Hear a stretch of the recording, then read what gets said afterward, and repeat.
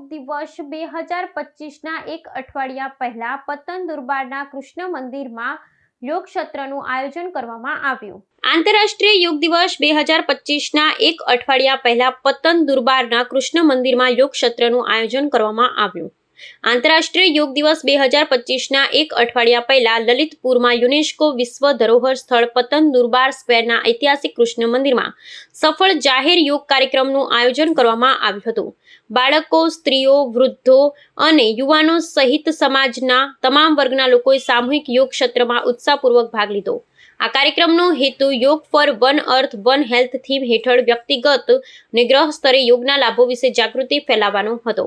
આ મેળાવડાનું નેતૃત્વ જાણીતા યોગ ગુરુએ કર્યું, જેમણે સહભાગીઓને વિવિધ આસનો અને શ્વાસ કસરતોની માર્ગદર્શિકા આપી। પ્રાચીન મંદિરનું શાંત વાતાવરણ સત્ર માટે સંપૂર્ણ પાર્શ્વભૂમિ પૂરી પાડતું હતું અને સહભાગીઓમાં મન નિયંત્રણ અને એકતા જાગૃત કરતું હતું।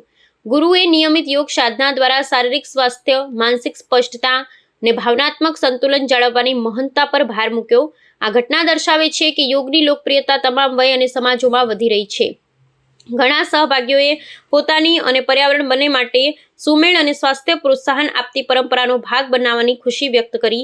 આ સત્ર એ પણ યાદ અપાવે છે કે યોગના મૂળ પ્રાચીન જ્ઞાનમાં છે અને તે તણાવ, પ્રદૂષણ અને જીવનશૈલીના રોગો જેવી આધુનિક પડકારોનો સામનો કરવામાં સંબંધિત છે। આવા કાર્યક્રમો દ્વારા વધુ લોકોને નિયમિત યોગ સાધના અપનાવવા અને સ્વસ્થ, ટકાઉ વિશ્વમાં ફાળો આપવા માટે પ્રોત્સાહન મળશે એવી આશા સંગઠકો રાખે છે। પતન દુર્બાર સ્ક્વેરની આ મેળાવડા યોગની એકતા, સર્જન શક્તિનું પ્રતીક છે, જે જીવન, સ્વાસ્થ્ય અને ગ્રહની ઉજવણી માટે વિવિધ સમુદાયોને એકત્ર કરે છે।